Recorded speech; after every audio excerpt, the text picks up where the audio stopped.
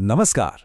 चलिए आज समझते हैं उस एक बहुत बड़े एक्सपेरिमेंट को जो आज़ादी के फौरन बाद एक नए भारत ने शुरू किया था। ये कहानी है भारत की पंचवर्षीय योजनाओं की, वो योजनाएं जिन्होंने देश की आर्थिक तकदीर को लिखने की एक जबरदस्त कोशिश की। सोचिए साल 1951, भारत के सामने सबसे बड़ा सवाल यही था और इसका जवाब हमें मिला सोवियत संघ के मॉडल से प्रेरित होकर, यानी बड़े पैमाने पर सरकार के कंट्रोल में चलने वाली पंचवर्षीय योजनाएं। मकसद बिल्कुल साफ था, तेजी से इंडस्ट्रीज खड़ी करना और करोड़ों लोगों को गरीबी से बाहर निकालना।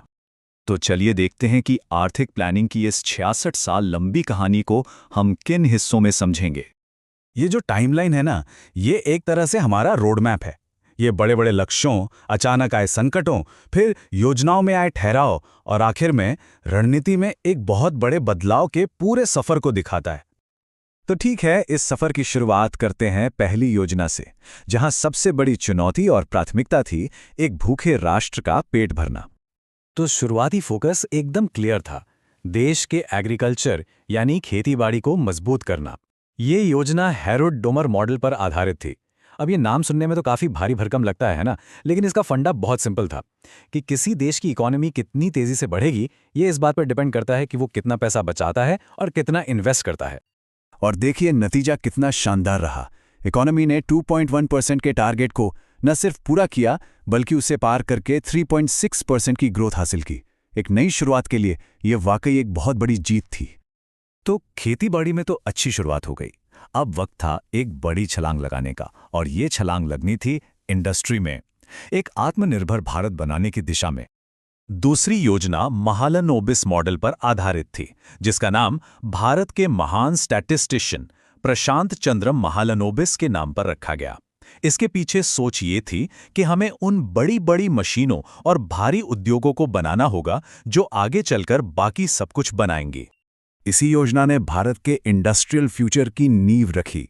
भिलाई, राउरकेला और दुर्गापुर में बड़े बड़े स्टील प्लांट लगाए गए। ये सिर्फ फैक्ट्रियां नहीं थी, इन्हें आधुनिक भारत के मंदिर कहा गया, जो आज भी देश की औद्योगिक रीढ़ की हड्डी हैं। मगर फिर तीसरी योजना पर एक बहुत बड़ा संकट आ गया। 1962 में चीन और 1965 में पाकिस्तान के साथ जो युद्ध हुए, उन्होंने देश के संसाधनों पर जबरदस्त दबाव डाला और विकास की रफ्तार पटरी से उतर गई। तो अब जो दौर शुरू हुआ वो काफी उथल-पुथल वाला था। इसने प्लानर्स को लंबी चौड़ी स्ट्रैटेजी बनाने के बजाय जो सामने संकट खड़े थे, उनसे निपटने पर मजबूर कर दिया। युद्ध और फिर भयंकर सूखे की वजह से जो आर्थिक तनाव पैदा हुआ, उसके चलते सरकार ने 1966 से 1969 तक एक प्लान हॉलिडे का ऐलान किया। सीधे सीधे कहें तो 5 साल की लंबी योजनाओं की जगह अब हर साल की जरूरत के हिसाब से छोटी छोटी एनुअल योजनाएं बनाई गईं। लेकिन कहते हैं ना, हर संकट एक मौका भी लेकर आता है, और इसी मुश्किल दौर में जन्म हुआ हरित क्रांति का। इसमें ज्यादा उपज देने वाले बीजों, फर्टिलाइजर्स और सिंचाई के नए तरीकों पर जोर दिया गया, जिसका मकसद था भारत को अनाज के मामले में आत्मनिर्भर बनाना। इसके बाद फोकस इंडस्ट्री से हटकर सीधा सीधा समाज की तरफ आया, और 5वीं योजना का एक ही नारा गूंजा, गरीबी उन्मूलन, मतलब गरीबी पर डायरेक्ट अटैक।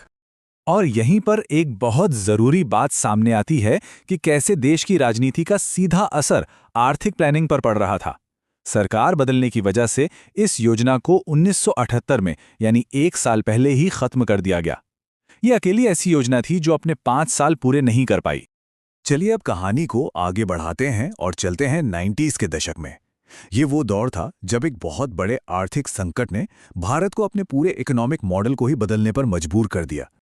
भारत एक बहुत बड़े फॉरेन करेंसी संकट के मुहाने पर खड़ा था, और तब जाकर हुए वो ऐतिहासिक एलपीजी सुधार, यानी लिबरलाइजेशन, प्राइवेटाइजेशन और ग्लोबलाइजेशन, जिसने भारत की आर्थिक दिशा को हमेशा के लिए बदल दिया। तो जब पूरी इकोनॉमी का ढांचा ही बदल गया, तो जाहिर है 8वीं योजना का फोकस भी बदला। अब जोर हैवी इंडस्ट्री पे नहीं, बल्कि ह्यूमन रिसोर्स डेवलपमेंट पर था, यानी लोगों की हेल्थ, एजुकेशन और स्किल्स में इन्वेस्ट करने पर। और इस नई सोच का नतीजा वो तो कमाल का था। भारत ने अपने इतिहास की सबसे तेज आर्थिक विकास दरें देखीं, खासतौर पे 10वीं योजना में 7.6% और 11वीं योजना में तो रिकॉर्ड 8% की ग्रोथ हुई। तो दशकों तक भारत की अर्थव्यवस्था को रास्ता दिखाने के बाद अब पंचवर्षीय योजनाओं का ये दौर अपने अंत की तरफ बढ़ रहा था। 12वीं पंचवर्षीय योजना जो 2012 से 2017 तक चली, वो इस लंबे सफर की आखिरी कड़ी थी। और इसका लक्ष्य सिर्फ तेजी से विकास करना नहीं था, बल्कि ऐसा विकास जो समावेशी हो, यानी सबको साथ लेकर चले, और सस्टेनेबल हो, यानी टिकाऊ हो। और फिर साल 2014 में आया एक बहुत बड़ा बदलाव। योजना आयोग यानी प्लानिंग कमीशन को ही भंग कर दिया गया और उसकी जगह ली नीति आयोग ने। अब बड़ा फर्क यह था कि प्लानिंग कमीशन राज्यों को फंड्स भी देता था, जबकि नीति आयोग का काम मुख्य रूप से सरकार के लिए एक थिंक टैंक, एक सलाहकार की तरह है। तो इसके साथ ही भारत के आर्थिक इतिहास का एक पूरा युग खत्म हो गया। योजनाएं तो खत्म हो गईं, पर सवाल आज भी वही है, क्या देश के भविष्य को प्लान करने का आइडिया भी खत्म हो गया है, या फिर आने वाले दशकों में हमें कोई बिल्कुल नया मॉडल देखने को मिलेगा?